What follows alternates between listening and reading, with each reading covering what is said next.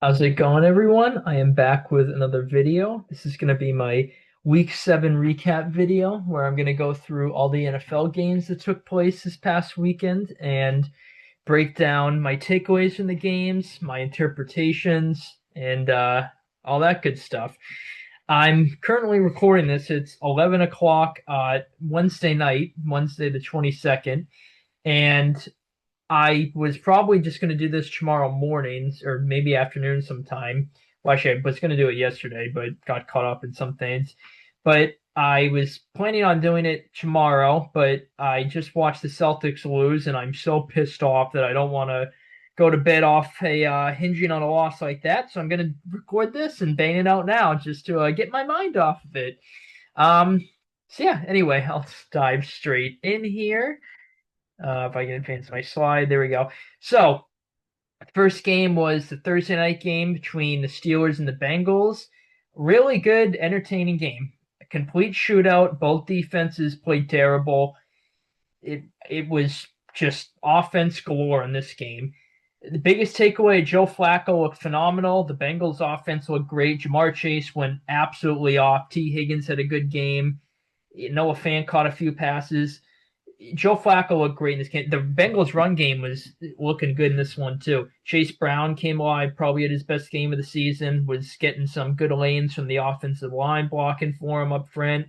The Bengals' offense clicked in this game. Obviously, their defense did not play too well. They got a couple stops. They got one key stop where the Bengals were up 6, and it's like, oh boy, in the fourth quarter, the Steelers are going to go down the field and score, get an extra point, win the game. Kirk Herbstreit even said that in the broadcast. That's what all Cincy fans are thinking right now.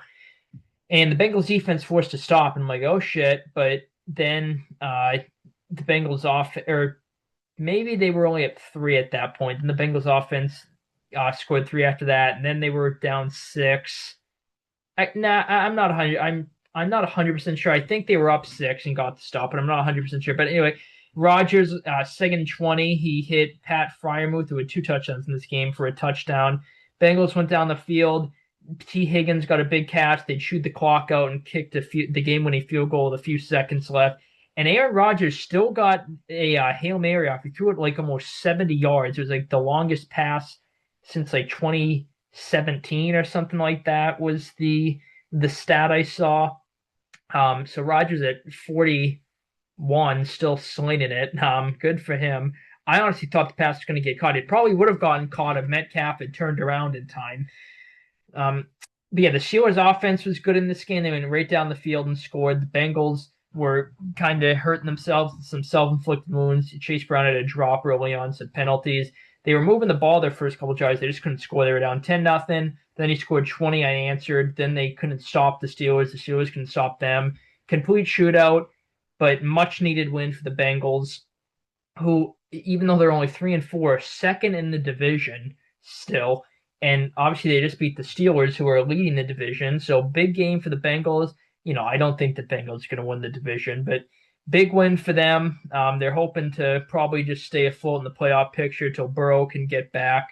And fortunately for them, they had the Jets next, so they probably should win that game to get back to 500 at 4-4. So great win for the Bengals. Offense clicked. Joe Flacco again looked great in this game. Steelers, again, their defense was bad to start the year. Then it played good. Obviously did not play good in this game, allowing 33 points. And I guess the good news is the offense, which has kind of been lackluster for part of the year, looked good. The Bengals defense is terrible, and they didn't have Hendrickson. They also, early in the game, Rodgers could have like built the home if he wanted to. He had so much time to throw. The Bengals had no pass rush. I was like, Jesus, this is like my Madden pass rush, for Christ's sake. It is terrible. And Madden, I usually like to play an aggressive defense and blitz and usually rush like 4 or 5. And I still like rarely will ever get pressure on the quarterback. But anyway, great win for the Bengals, much needed. Thriller of a game, tough one for the Steelers here. Oh boy. The next game was the London game, Rams and Jags. I think the score is pretty indicative of how the game was. The Rams just completely dominated this game. The Jaguars looked absolutely terrible. They could get nothing going offensively. for the most part. They did have a few drives, so they got it into Rams territory, like near the end zone, but they went for it on fourth down instead of taking the field goal to 3 points. Because if they did that, it still would have been like I think a 3 possession game at the time. So I understand that, but their defense was playing well. The Rams kind of took their foot off the gas in the third quarter. It felt like, which Sean McVay kind of has a tendency to do. I've noticed that trend. But the game was over, and the Jags actually had a good drive. Travis Hunter caught a touchdown, but then they actually almost got the onside. That was close. But yeah, the Jags, they were a bit of a surprise at 4-1, but kind of the knock on them was, well, they're winning, but teams are moving the ball in their defense, but they keep forcing these turnovers at the right time. So what are they going to look like when they stop doing that? And I don't think they're going to lose by 28 every week, but I think they're going to start to lose some. They're going to start to stockpile some losses, is my guess. I don't know who they play coming up next on their schedule, and in the coming weeks, but I don't think the Jaguars are going to be, maintaining the pace they were at 4-1. I think they'll probably, in the middle of the season. Well, I guess it is the middle of the season, but I think they'll probably by the end of the year be competing for a playoff spot. Is my guess. Be floating around 500 somewhere around there. Um, I think they could probably get 9-10 wins still. But yeah, their offense didn't look too good. Their defense got torched. Devontae Adams went off. The Rams looked great. I was concerned they were going to be jet lagged because they flew into London the night before, the Saturday before this game was played. So I was a bit concerned there because I picked the Rams, and I also didn't expect the Rams to blow them out. I thought this would be a close game, so I was surprised the Rams dominated. But yeah, Rams, the one knock on them you can say is they took their foot off the gas. Probably could have won by even more. Were a bit sloppy in the third quarter offensively, but put up, I think, 14 in the fourth. So yeah, Rams look great. Stafford looked great. The defense looked great. Adams looked great. Jaguars, this was a tough one. 2 in a row. They're kind of declining a bit, but I still think they'll be, a decent team this year, but tough one for them here. Great win for the Rams. Oh, here we go. My team, the Titans. So earlier in the week, on Monday, actually, I made my weekly Patriots recap video specifically about this game. So look out for, or sorry, not look out because I already released it, uploaded it. But so tune into that video if you're interested. But my big takeaway from this game is we avoided the trap game. Early on, I was a bit concerned. We could not stop the Titans. We were down 10-3. But then the second half, our defense locked in. Booty had a big catch at the end of the first half for a touchdown. From that point on, we just dominated the game. Defense pitched a second half shutout. Really played well in the second half. Offense played well. We got the run game going. Stevenson had a good game. May was phenomenal. Set a Patriots franchise record for a completion percentage with over 20 pass attempts. Surpassed the GOAT, Brady. And yeah, just a great performance overall. Get some things to clean up, definitely. I keep saying it in a lot of my videos talking about the Patriots, but we got to avoid these slow starts. The Titans went right down the field.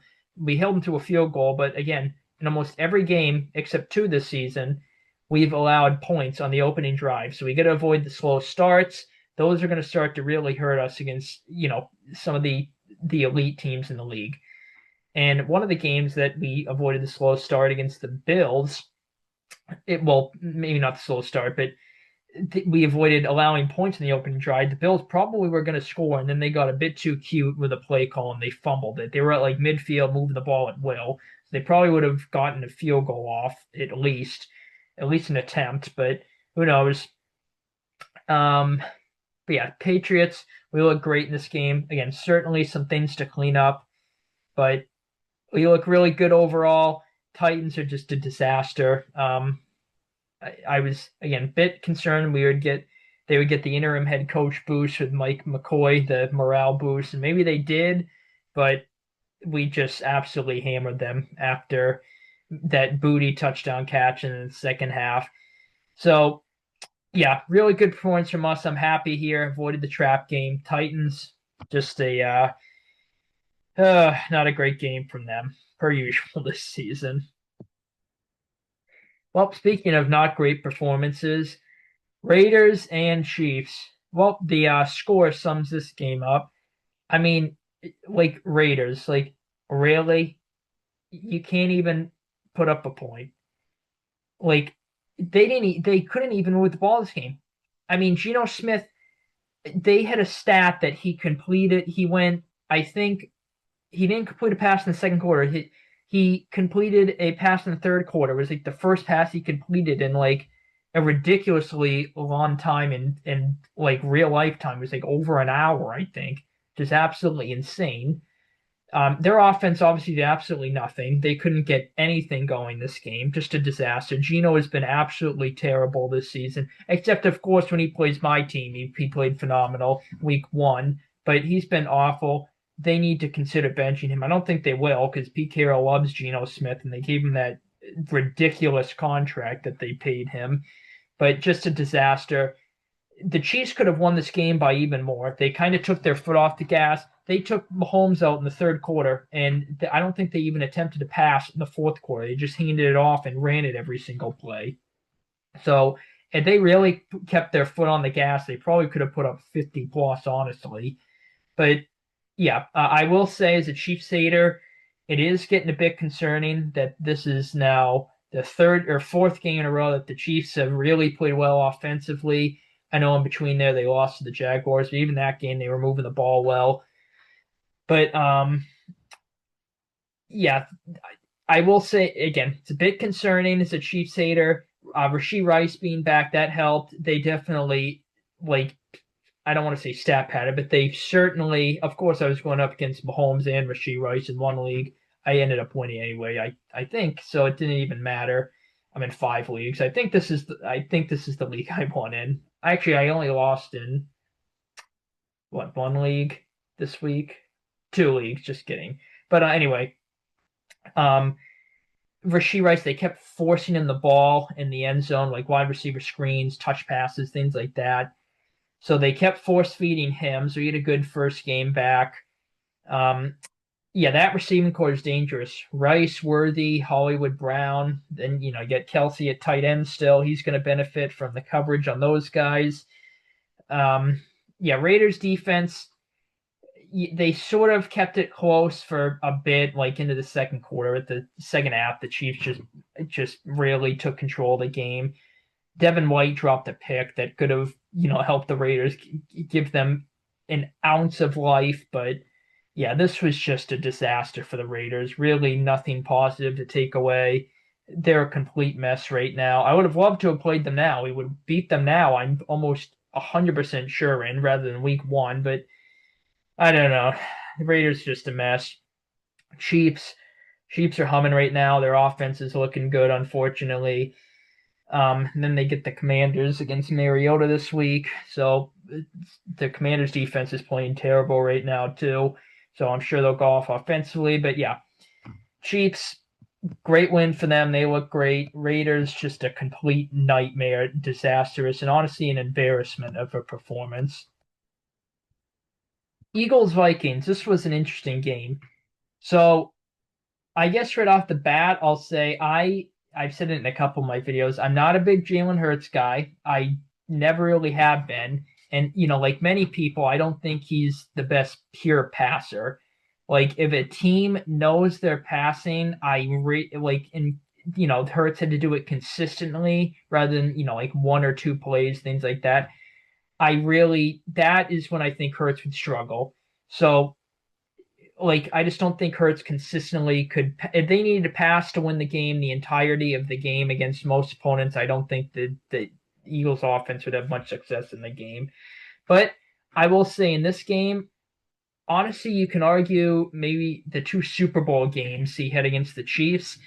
If you take away circumstances like obviously the fact that it's a Super Bowl is going to add you know uh, some weight to the performance. But if you just take that as a pure game, take away the Super Bowl, headline there, I think this honestly might be the best game Jalen Hurts has played in his whole career.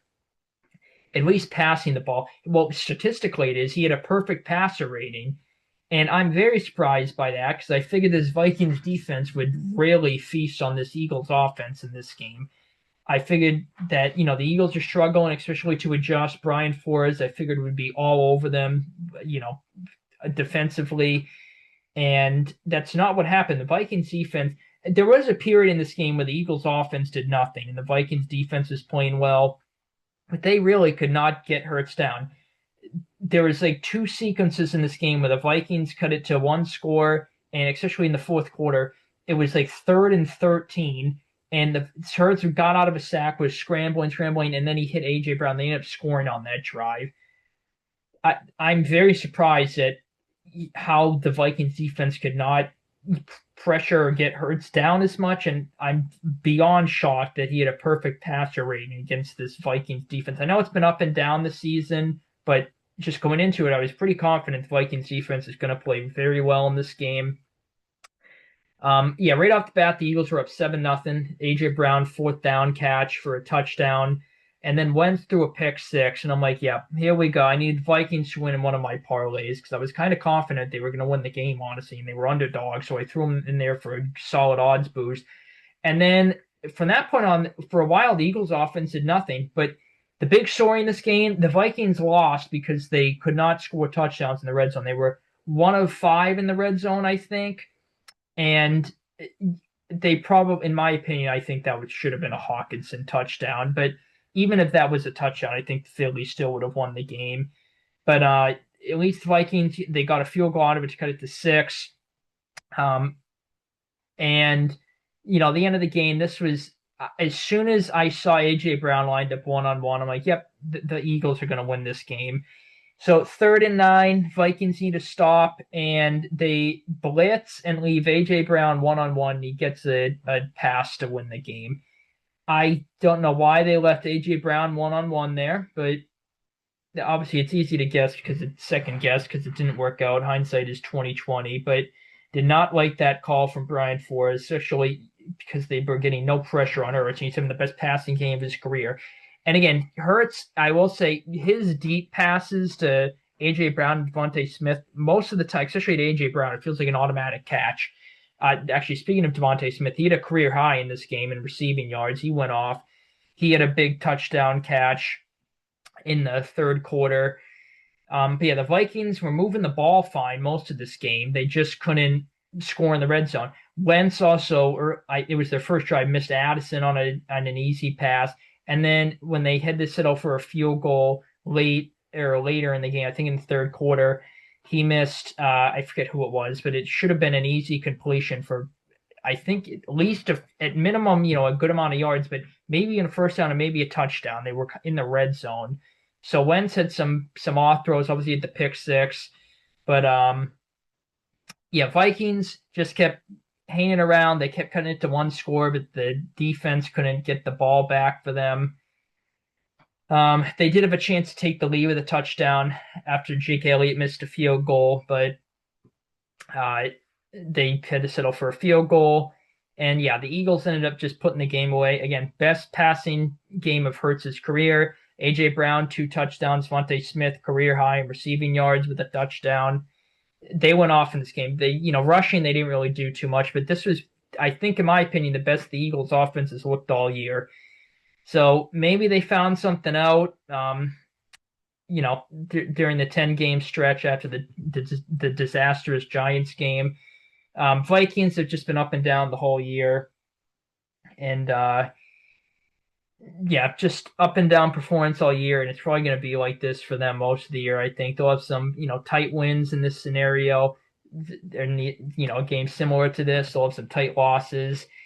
They'll be kind of floating around 500 most of the year, I think, honestly. But who knows? Tough one for the Vikings here, but Eagles really complete performance for the offense and the defense. Great job keeping the Vikings out of the red zone. Difference in the game in this one. Panthers, Jets.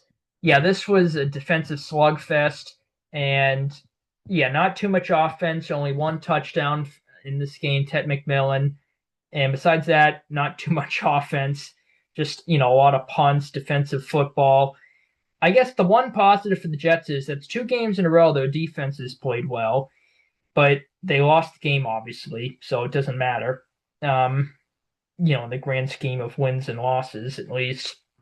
Panthers 4-3, they're above 500 for the first time in a few years, so good for them on that front. Kind of an ugly win. Just kind of were letting the Jets hang around, but the Jets actually had a chance to tie it at the end of the game there. But also, I will say that I forget who it was that made the pick, but Tyrod Taylor came in this game because Fields got benched because he was playing terrible, and Tyrod Taylor threw a deep pass and a play action to the end zone. I thought it was caught for a touchdown, but I forget who the DB was, but he picked it off one-handed. That was absolutely insane.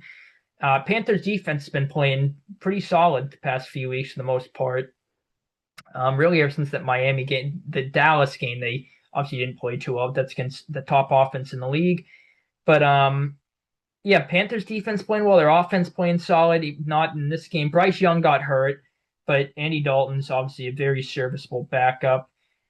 They play the Bills. That could be a tough game for them this week, but who knows? Jets, they're just a complete mess. 0-7, and now you get Woody Johnson taking a shot at Fields, saying it would help the team if they could complete a pass.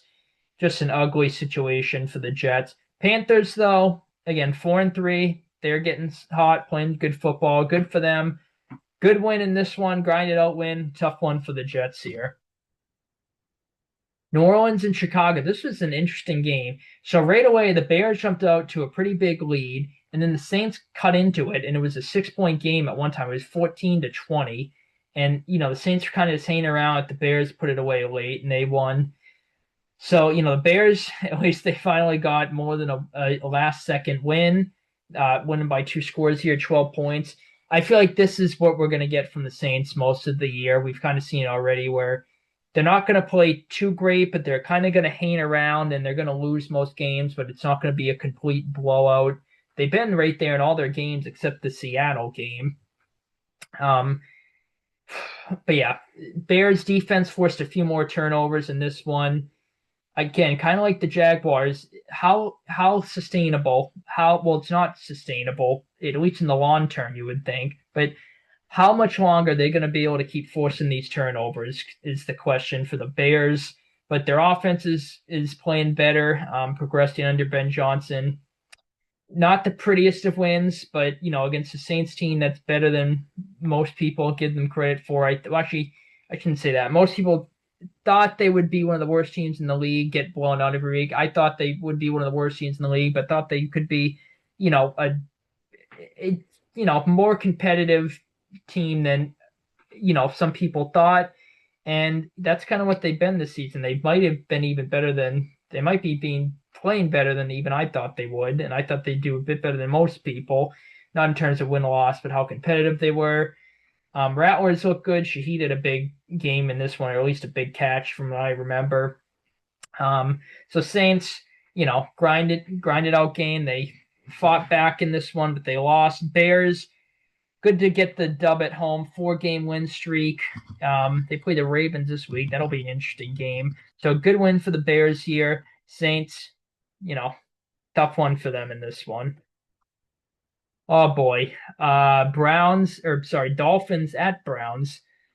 Yep. This game was a complete disaster for the Dolphins. Well, I predicted Judkins to go off and the run game to go off. That's what happened. Judkins had 3 touchdowns. Tua played absolutely terrible in this game. He had 3 picks. He was benched for Quinn Ewers. Just a complete disaster for the Browns. They were in the game at halftime. It was only a 13-point game, I believe, and they got the ball. I think it was 17-6 at halftime, and they got the ball to start the second half, and Tua immediately throws a pick. He threw 2 more. I think 2 of his picks were back-to-back, too, on pass attempts. Yeah, the Browns, just from the jump, they dominated the game. A-Chain had a couple nice runs when the game was still close early on, but the Browns just dominated. Their defense made it an absolute nightmare for Tua. Dolphins are just a disaster right now. They're 1-6. Mike McDaniel, it seems like he's just lost his mind at the press conference. Just like he's like incoherent at his press conference. It sounds like Tua like has said some weird things at press conferences, throwing teammates in the bus. They're just a complete disaster right now, Miami. It's going to be difficult for Mike McDaniel to rally the locker room. I think he's borderline lost the locker room. I don't think he's a leader among men. His kind of fun-loving, goofy personality is fine when they're winning by 50 and putting up 70 against Denver and they're lighting it up offensively. But when times get tough, I think that's when that personality, as we've seen this season, is starting to hurt the Dolphins. They're a disaster. Horrible performance from them. Browns, good to get a blowout win. That's rare for the Browns this season. Obviously, probably, well, it's the only one they've had this season. Probably the only one. Even if they get some more wins, I'm sure it'll be relatively close, but who knows? My team plays the Browns this week. Yeah, Browns defense is legit. They played great. Judkins in the run game had a really good game in this one. Just horrible for the Dolphins, but really good game from the Browns here. Oh boy, the Giants and Denver. Yeah, so obviously this is a game everyone's talking about. So the score is a bit misleading because you're probably thinking, oh, sort of a complete shootout technically, but complete shootout. Neither defense could stop either team. That was not the case. Denver had 0 points in this game entering the fourth quarter. They scored 33 points in the fourth quarter. And New York, on the other hand, was up 19-0. And then they got a lucky touchdown where it was 3rd and 17, and Theo Johnson off a deflection catches it in stride and runs it to the end zone. From when Denver scored, and then they went for two. I don't know, Sean Payton. They went for two twice in this game. He did against the Eagles last week too, 2 separate times. So I don't know if analytics said to do that or whatever, but they've been successful so far. But when Denver got the touchdown, 1 for 2, I'm like, they're going to win the game. It's 19-8, but I think they're going to win the game still. And then when that touchdown to Theo Johnson happened, I'm like, all right, yep, I think the Giants won. And 5 minutes left in the game, Denver's down, what was it, 26-8, I think this was the score. And Denver gets a touchdown, gets a 2-point conversion to make it a 10-point game. And Dart throws a pick. Denver scores a touchdown off of it. And Giants go 3 and out. Denver scores another touchdown. So it's 30-26. I'm like, this is absolutely insane. And then there's like a minute left, 4th and 17. Dart somehow gets the pass completed to Robinson for a first down. And then they added roughing the passer onto that. And then a couple plays later, Denver dropped a pick on 2nd down. They should have won the game off it. 3rd and I think it was 17 again, and an absolutely terrible call that nearly handed the Giants the game. Horrible call, pass interference call they called on, I think it was Riley Moss. That actually, I think it was Riley Moss, not 100% sure, but it was an absolutely terrible call. The Giants got extremely lucky they called that. And then Sean Payton he chewed the ref out and got it flagged, and it moved the ball half the distance to the goal, which was only 2 yards. Which honestly, at that point, 1st and goal at the 4-yard line with 4 chances.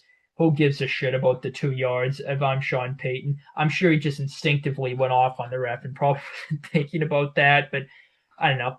Maybe he was.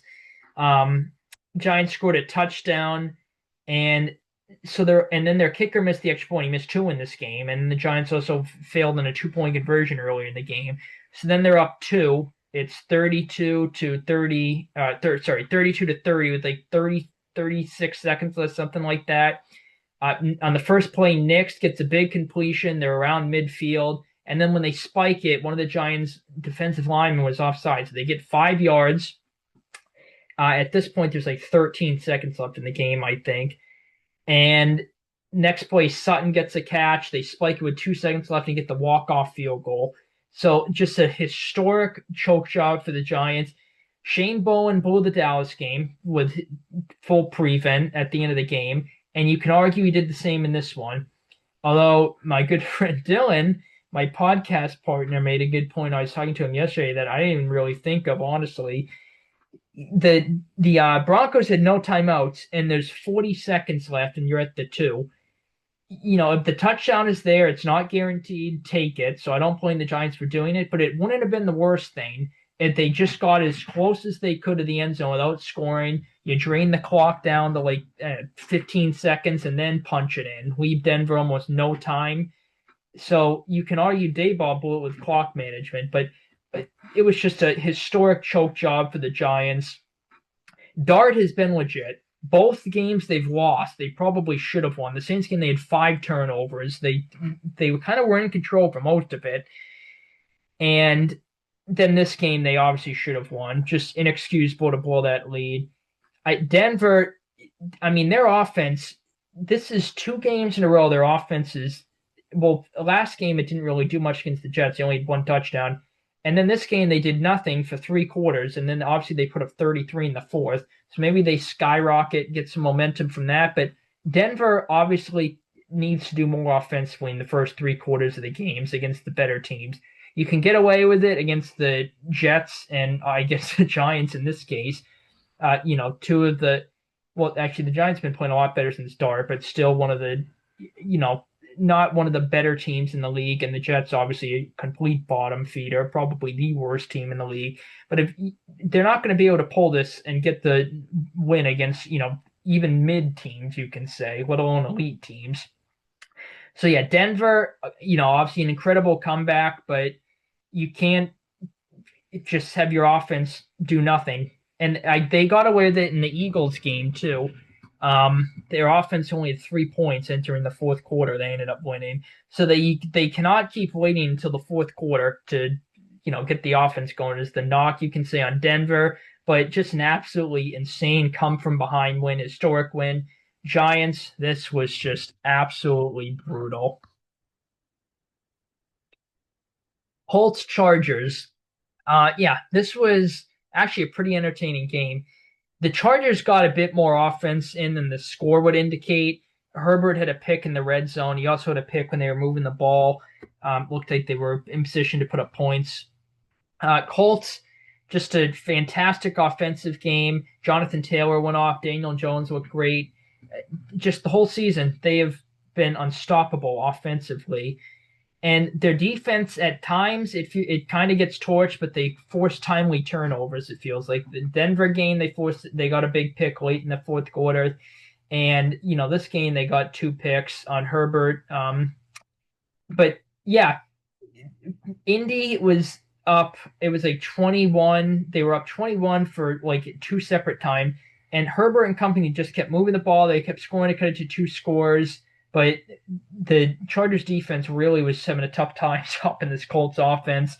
One time they got it to them, they were down 2 scores, and I think the Chargers failed on a fourth down. And then late in the game, the Chargers had a drive. They're down 2 scores. Actually, it was this score, 38-24, and they had a ridiculously long drive, and they ended up failing on fourth down. It was fourth and forever. And then Indy ended up icing the game, getting a first down on that next series. But yeah, Chargers have been struggling. They've lost 3 of 4 since starting out 3-0. They're struggling right now. They're beat up. Herbert had another lineman injured. He's now on like his 6th string lineman. So he was under pressure this game, but he was slinging it. Their pass attack was pretty good in this one. Again, a bit better than the score indicated, I would say. I think Herbert had like, I want to actually I'm going to grab my phone real quick and look this up. Give me 2 seconds.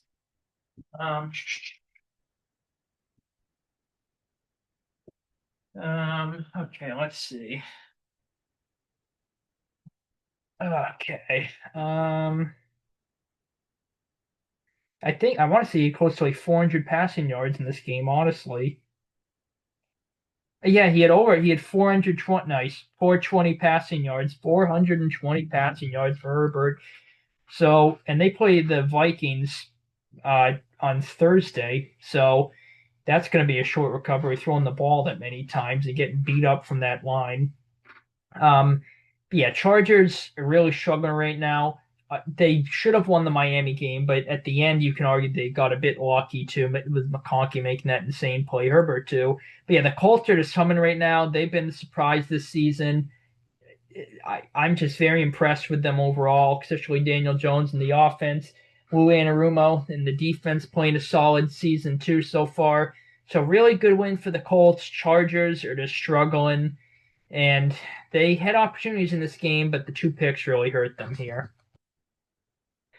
Green Bay, Arizona. Yeah, this was actually an entertaining game. The Cardinals, I kind of feel bad for them. I'm not a fan of the Cardinals, but I don't hate them by any means. I'm kind of just indifferent on them. They're 2-5, but all of their losses, they have been right there. They've been so close, and they're throwing into the end zone with a few seconds left to win the game. I know it's like kind of just a Hail Mary throw, basically, but they almost actually their receiver caught if he was out of bounds. Zay Jones way out of bounds, but I think it was Zay Jones. But yeah, Brissett, my old guy from the Patriots, he's looked pretty solid these past two games, starting for the Cardinals. Um, yeah, Arizona, I thought they were going to win the game, honestly. They were up 7 for a good portion. I think they were up 7 actually in the fourth quarter. Green Bay tied it. Green Bay went for it on 4th and 2, down 3. Like 2 minutes left, and they ended up getting it. Tucker Kraft, they got the touchdown. They ended up winning the game off of it. Yeah, the Cardinals were moving the ball. It looked like they were going to win, and then Parsons, who went off in this game, I think he had 3 sacks, sacked Brissett, and that pretty much just killed the drive. They had to basically just Hail Mary it twice into the end zone from there. And yeah, the Packers, they're 4-1-1. I hate that tie. It's just so ugly on the record. Actually, the Packers are the 1 seed in the NFC, but you can argue they've been clutch the past, this season in general, I guess. But they were clutch in this game. They were clutch in the Cincy game when the Bengals were making it close in the fourth quarter there, in the second half in the fourth quarter. But it just feels like I don't know. To me, it just feels like they're not playing fantastic football. They're playing good football, but it just doesn't feel like they're playing fantastic football to me, but they're winning. So there's that. And the Cardinals, their defense has been solid most of the season, and their offense got a boost with Brissett playing the past 2 weeks, as I mentioned. But they're 2-5. They've lost 5 in a row. Gannon's on the hot seat. If the Cardinals finish below 500, I honestly think I'm almost certain they will at this point. I think Gannon's going to be fired, and I don't think he'll get a head coaching gig. But whichever team hires him, as a defensive coordinator, defensive coach, whatever, that'll be a valuable addition. Gannon is a really good defensive coach, in my opinion, underrated. Cardinals, just a tough loss to them here. I thought they had it at points in this game. Green Bay, grinded out win, come from behind win. Good for them. 1 seed in the NFC. Just a tough heartbreaker for the Lions, the Cardinals in this one. Washington and Dallas. Yeah, this was rough for the Commanders. It was tight early on. Commanders had a lead early on, and then Dallas once they got the lead in the second quarter, they just really opened it up in the second half. The game was kind of over, you felt like, in the third quarter. Daniels got hurt. Mariota came in, and Mariota's actually played really well for the Commanders. He's going to be getting the start against the Chiefs this week, as I mentioned, talking about the Raiders-Chiefs game earlier. The Commanders' defense is a mess right now, and they got a tough schedule coming up. I mean, you probably figure they're going to lose against the Chiefs. They'll be 3-5, you imagine. And I forget off the top of my head who they play after. Actually, I want to say the Seahawks. So against that Seattle defense, that could be tough. I forget who after that. Maybe the Bills. I'm not 100% sure, but they just get a tough schedule coming up. Is my point. So they could get on an ugly streak here. Their defense is a mess. I figured the Commanders would regress a bit this season. I had them at 10-7, but honestly, that might be a bit of a stretch considering the schedule coming up I was just talking about, and Daniels being out, even though, again, I don't think Mariota is that far of a drop-off for this specific team. He's played really well for the Commanders.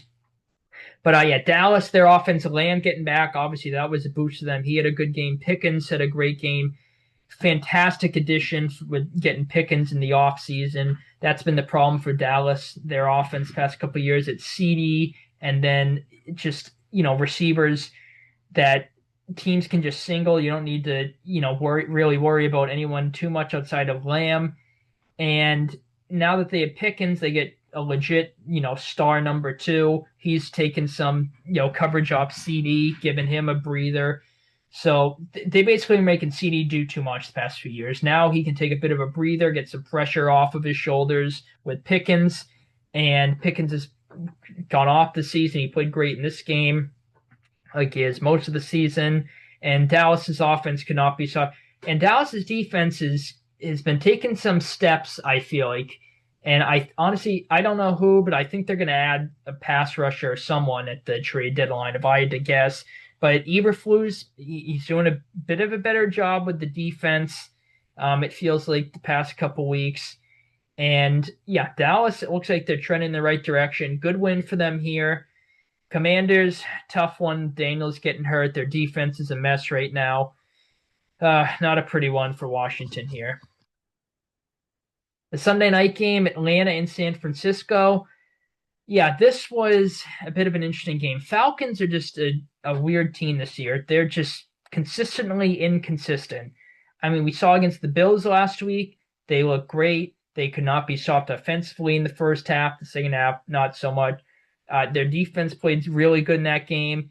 And then, they played the hospital 49ers, and they just got outplayed, honestly, by more than the score indicates here. The Niners offense, they only put up 20, but they were moving the ball most of this game. It was just very slow, methodical. They were just pounding the ball. McCaffrey in the run game went off in this game.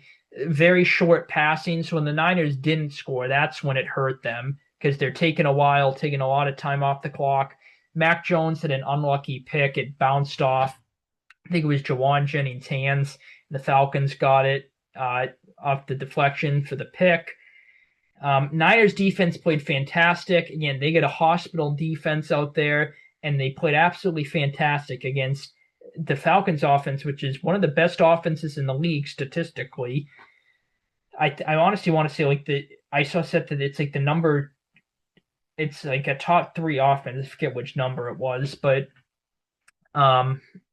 yeah, something. I think that was the stat. I'm trying to remember, but I forget off the top of my head. But yeah, Niners defense, again, Robert Saleh, really high on him. I think he's a fantastic defensive coach, defensive coordinator. He had his hospital defense balling out in this game. And the offense, I liked what I saw from the Niners. Again, just short passing. The run game got going. And their offense is a hospital offense too. And they played well in this game. Good win for the Niners in this one. They're 5-2 despite having again a hospital team. Falcons just a disappointing performance here. They look good one week, then like this the next week. They're just a really difficult team to read. So hopefully they keep this pattern up at least the next 2 weeks because they play the Dolphins. So hopefully they look good and win that game, and then hopefully they look bad against my team the following week and we can beat them. But yeah, just a disappointing overall performance from Atlanta here. Only 10 points. Should have scored more against this banged up 49er defense. They had a horrible sequence at the end of the first half where they were going to get a field goal off, and Penix got intentional grounding with exactly 10 seconds left, and they had no timeouts, so there was a 10-second runoff. That's the end of the half. So that's 2 weeks in a row that they've hit a blunder at the end of the first half that robbed them of points. As the week prior, against the Bills, Drake London was out of bounds with 0 seconds left. Should have had a touchdown. But they were playing for the field goal, but Drake London was open. He thought he could get the touchdown and didn't. That wasn't as bad, obviously, because he just thought he had a shot at the end zone and came like a yard short of it. The intentional grounding was just bad on Penix's part. And he got banged up too in this game. He's questionable to play, I think. So maybe Kirk Cousins plays for the Falcons this week, gets the start. Yeah, and also there was a fourth down in this game where they took Bijan off the field. So I don't know why your best player isn't on the field on a fourth. I think it was 4th and 1 too. And the Niners basically iced the game. Vice versa. 3rd and 13, Christian McCaffrey gets a pass, and then they scored a touchdown to basically ice the game. So yeah, good win for the Niners, 5-2, despite having everyone injured. And Atlanta, just a disappointment here. First Monday night game in the doubleheader was Tampa and Detroit. And yeah, talk about impressive defensive performances. I mean, the Lions don't have anyone in their secondary. They played phenomenal. This was easily the worst game Baker played this season. And the Bucs offense was just sluggish in this one. Just anything that they had going was just short passing. They could not get anything deep open. Baker was just missing. I mean, the Lions defense was fantastic, but Baker missed some throws he was making the first couple weeks of the season. In this one, he was like 0 of like 7 or 5, 6, 7, something like that on throws 20+ yards. Late in the game, down 15, he missed a wide open touchdown to Tez Johnson, who actually that's the one positive for the Bucs offensively in this game. He had an insane touchdown run on a screen pass. The Bucs defense kept it close. One of the Lions touchdowns, Gibbs just absolutely burst right up the offensive line and just outran them. And the other one, Amon-Ra, I think the DB slipped and got it. But besides that, the Bucs defense actually played a solid game in this one and kept it close for a while, even though the Lions were just completely dominating the game. Yeah, Lions offense played good here, but probably should have won by more. They felt like they were up like 3 or 4 scores the way the game was going. And the Bucs were just a touchdown away from making it a one-possession game, on the extra point. But yeah, disappointment for Tampa here. Even, most people I think were picking the Lions, but you figured the game would be like closer than this, or the Bucs would. I don't think anyone thought they would only score 9 points. Another blow to the Bucs. Mike Evans out most of the season with a broken clavicle. That's a complete bummer. It looks like for sure his 1,000-yard streak is going to end, so that really sucks. Mike Evans is a really good guy. So that sucks for him and the team. But yeah, tough one for the Bucs here. But the Lions defense played absolutely phenomenal. Kevin Shepard done a really solid job this season. But yeah, good win for the Lions here against one of the best teams in the league this season. Lions are too, but yeah, just not a great performance from Tampa, but great win for Detroit overall here. The second Monday night doubleheader, Houston and Seattle. Seattle dominated this game. They should have won by like 2 or 3 scores. Right off the bat, they got robbed of a safety, too. Stroud was clearly sacked in the end zone, and the refs completely screwed them. And then Mike Macdonald went to challenge the play, and they didn't let him. And the rules analyst came on, and it was like the B team commentating this game. Joe Buck and Troy Aikman and the A team were covering the first Monday night doubleheader with Tampa and Detroit.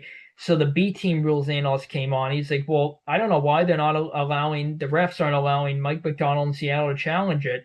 And I'm like, yeah, here we go. I bet Seattle -3, so I guarantee you they'll only win by 1 now off that call or something like that. But yeah, their defense really played phenomenal this game. Seattle's offense, when they weren't just shooting themselves in the foot, they could not be stopped this game. The Texans defense forced 4 turnovers. That's the only reason this game was close.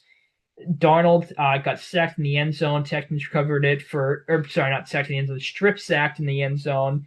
And Texans recovered it for a touchdown. Darnold threw a pick in the fourth quarter. Seattle was up 15.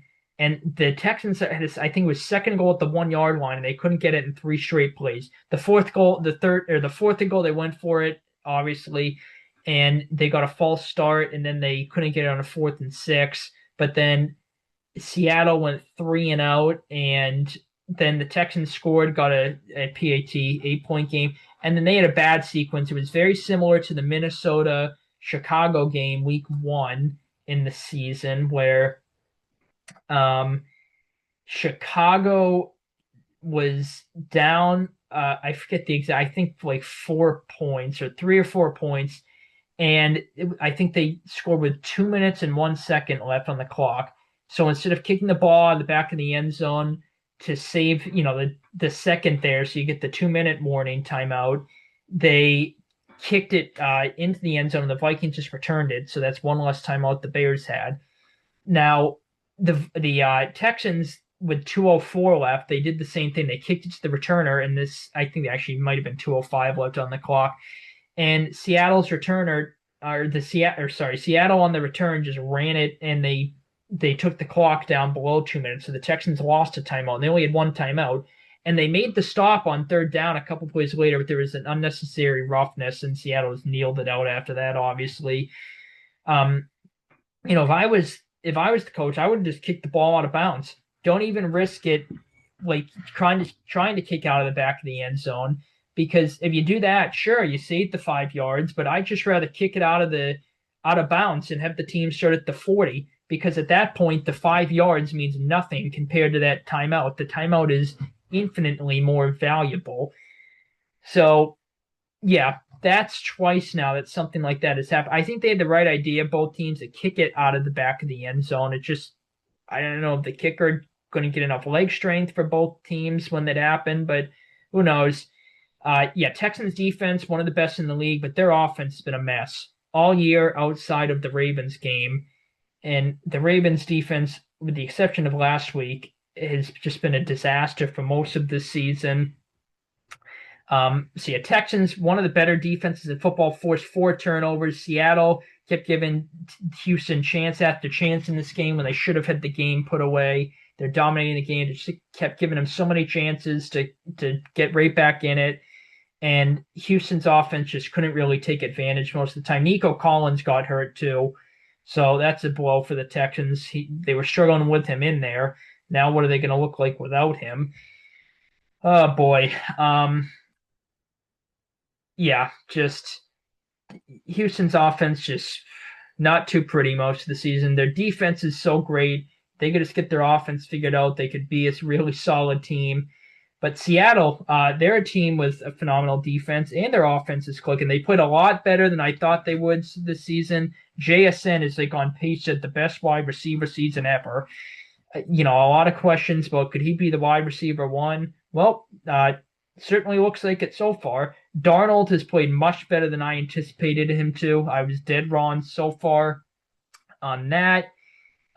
So give credit to Darnold in the offense there. Clint Kubiak, I was skeptical about that hire. He's been really good this season. I will say that's twice now that he's gotten too cute and with his play calls, and he has cost his team. The Tampa game a few weeks ago, they're moving the ball and they call an option play. They pitch it out to Walker and they fumble, turns it over. Bucks got it. And then they probably still should have won that game, honestly. But, a shootout and they lose by one possession. You look at, missed opportunities there. That's one in that game. And then this game, they obviously won. But they're moving the ball. They run a trick play with Cooper Kupp, who I don't think has ever attempted a pass in his NFL career. And Kupp throws an interception, which the play I think was there. It was just the DB undercut it. Clint Kubiak, besides getting too cute a few times, and he doesn't need to, he's done a really good job with the Seahawks offense this season. Overall, really, I don't want to say really solid wins. They kept allowing them to get back in the game, but solid win overall for the Seahawks. Their defense played great. Offense, obviously, you need to clean up the turnovers. But Texans, their defense played great. Again, offense was rough here. They got to clean that up. Tough one for them in this one.